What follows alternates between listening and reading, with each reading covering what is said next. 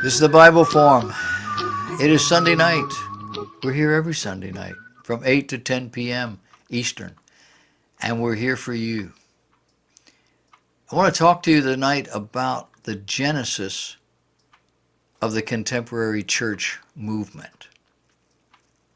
This is an article that I lifted from a secular magazine by a secular author, but it's a good article.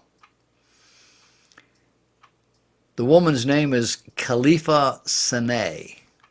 She's been a staff writer at The New Yorker for the last 10 years. She says in 1957, less than a year after the end of the Montgomery bus boycott, the Reverend Martin Luther King Jr. took a part-time job as an advice columnist. His employer was Ebony, and his topic was broad: race relations, marital problems, professional concerns. In the April 1958 issue, King was asked to address one of the most polarizing issues of the day: rock music. His correspondent was a church-going 17-year-old with a musical split personality. He said, "I play gospel music, I play rock and roll." He wanted to know whether this habit was objectionable. Dr. King's advice was characteristically firm. Rock and gospel were totally incompatible, he explained. The profound, sacred, and spiritual meaning of the great music of the church must never be mixed with the transitory quality of rock and roll music. And he made it clear which one he preferred. His opinion was that the former serves to lift men's souls to higher levels of reality and therefore to God, while the latter so often plunges men's mind into degrading and immoral depths. Fast forward to 2018. Randall J. Stevens, a religious historian, views the relationship between Christianity and rock and roll as a decades-long argument over American culture, sacred and profane. He's written a book. It's called The Devil's Music. It was released back in March. Stevens considers the judgments of King and other Christian leaders who viewed rock and roll with alarm. He points out that many pioneering rockers, from Sister Rosetta Tharpe to Jerry Lee Lewis, came out of the Pentecostal church. For some preachers, he argues, rock and roll was worrisome precisely because its frenetic performances evoked the excesses of Pentecostal worship. In 1957, King, a Baptist, urged his fellow preachers to move beyond unseemly displays, saying, quote, "We can't spend all our time trying to learn how to whoop and holler." Stevens wants us to think of rock and Christianity not as enemies, but as siblings engaged in a family dispute. Over time, rock's reputation quickly improved. Less than a decade later, King's protege, Andrew Young, declared that rock and roll had done more to integrate the church, or done more for integration than has the church.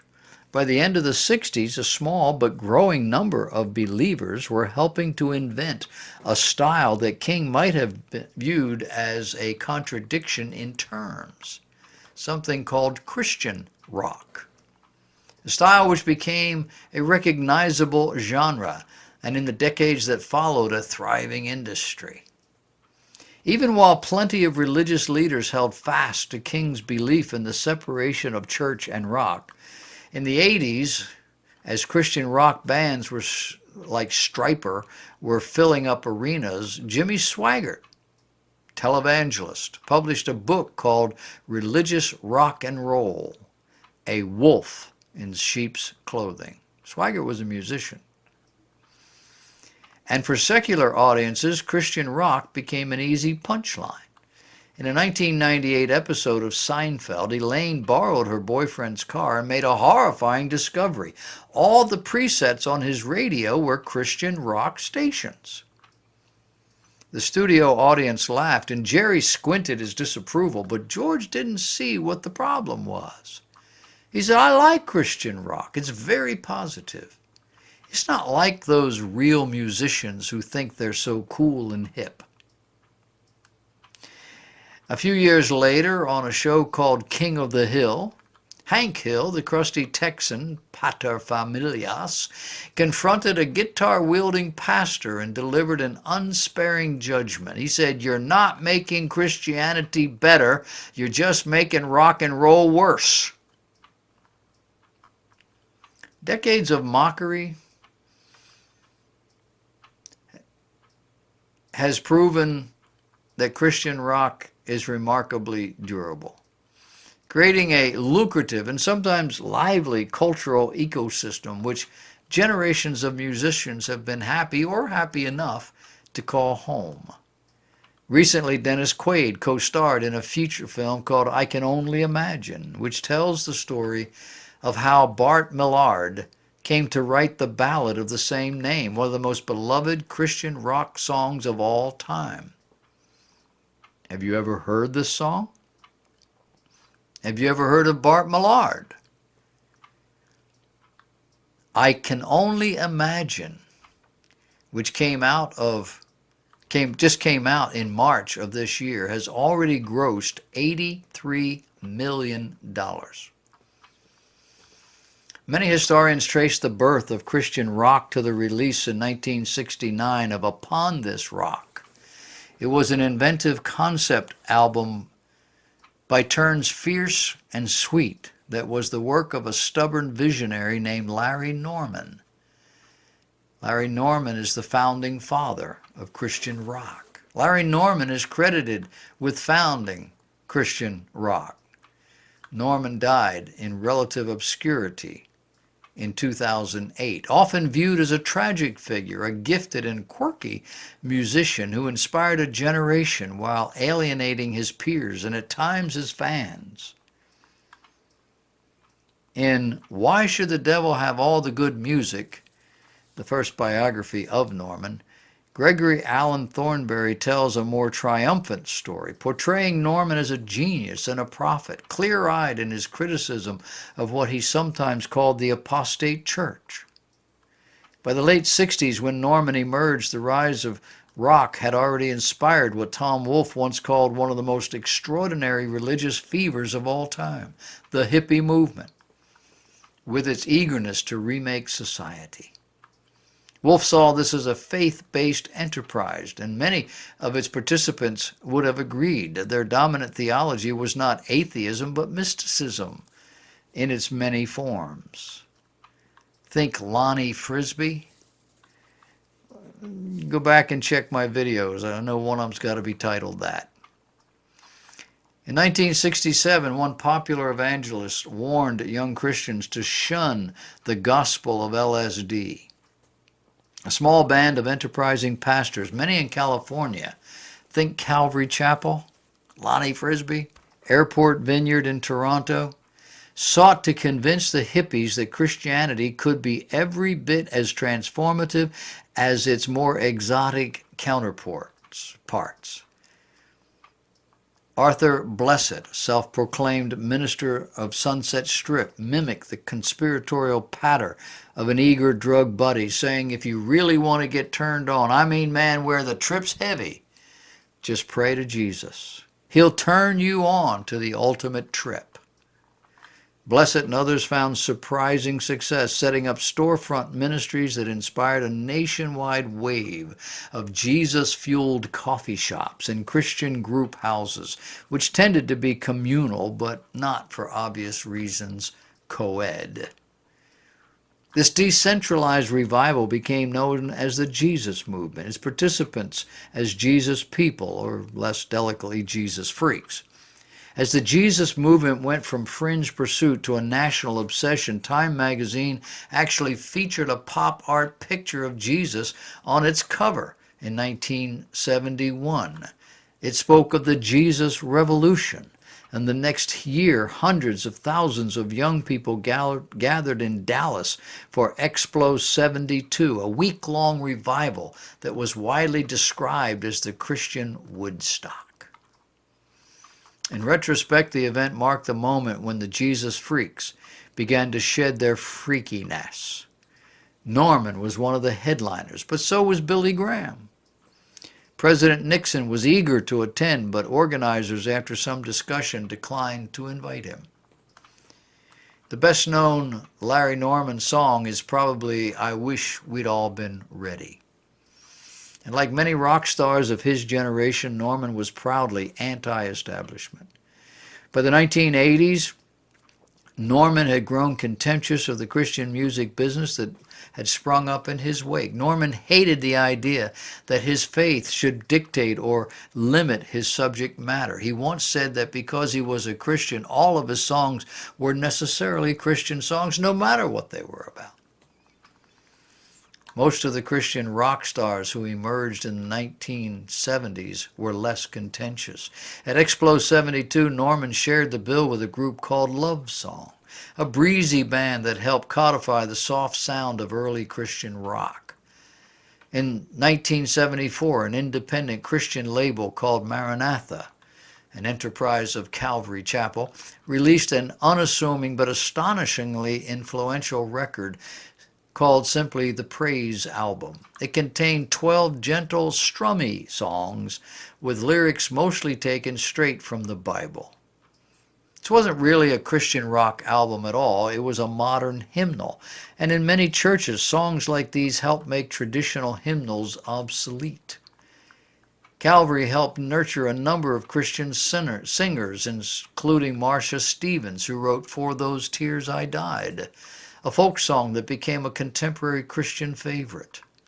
In a recent memoir, Stevens recalls the Jesus movement with mixed feelings. She writes that women were expected to be submissive, both in the church and in the band. Smith dutifully appointed one of her male bandmates, the leader.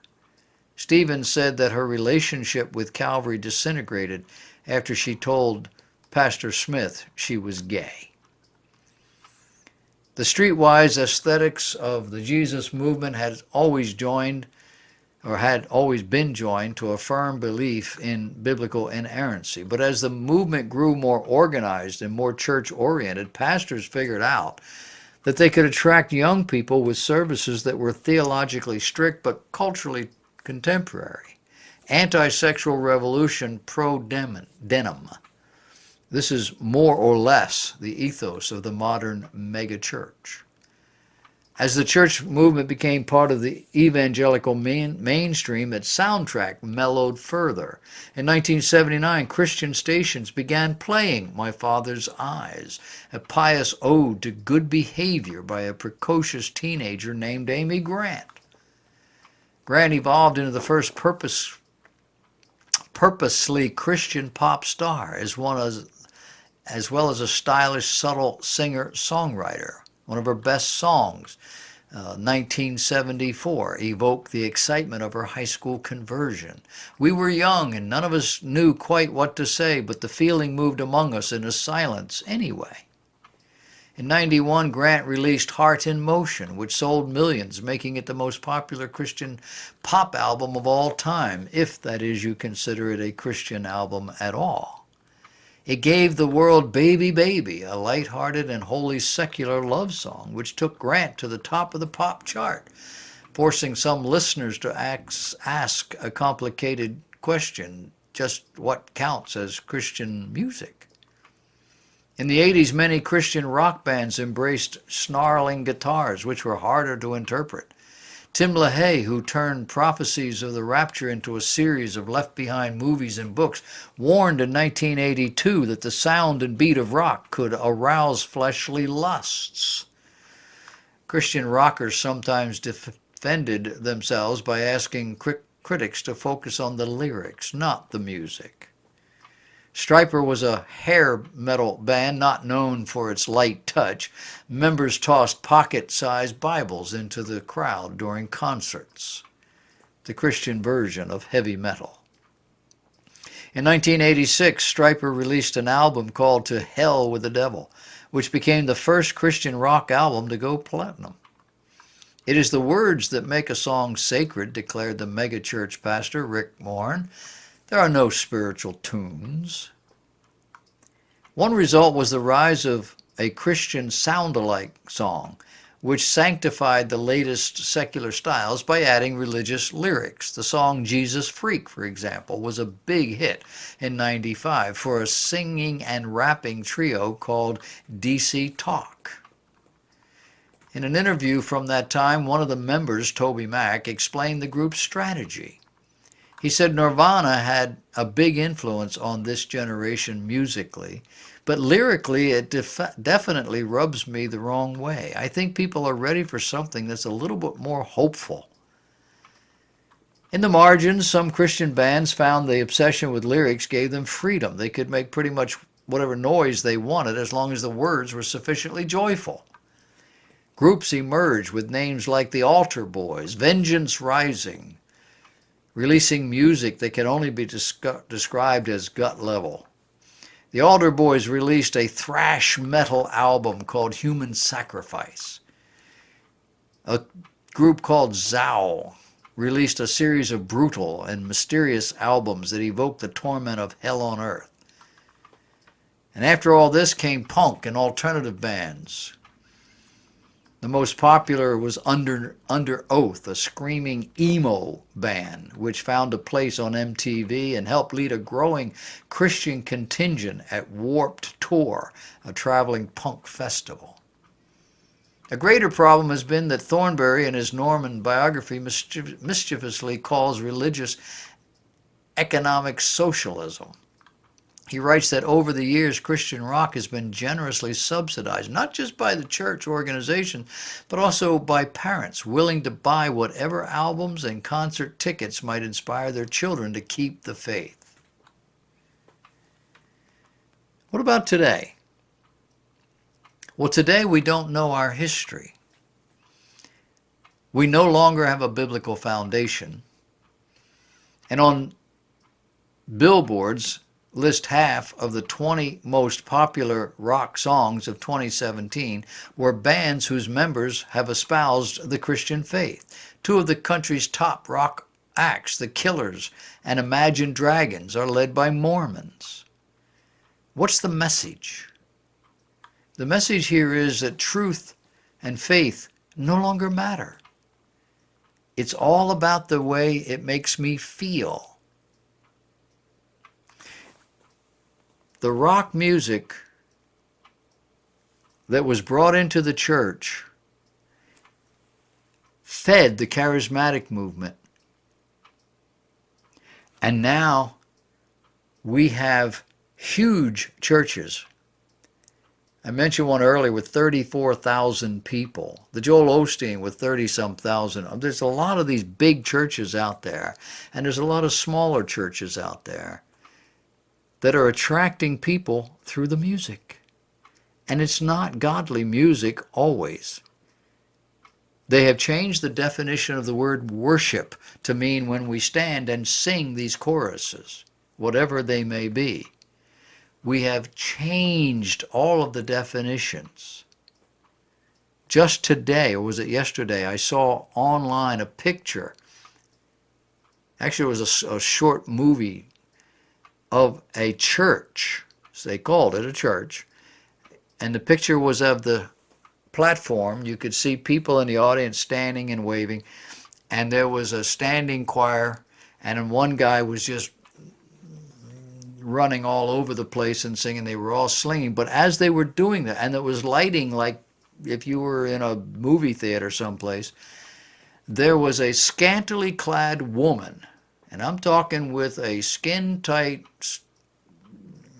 bathing suit on, white, who had somehow shimmied up a piece of white frilly cloth of some sort.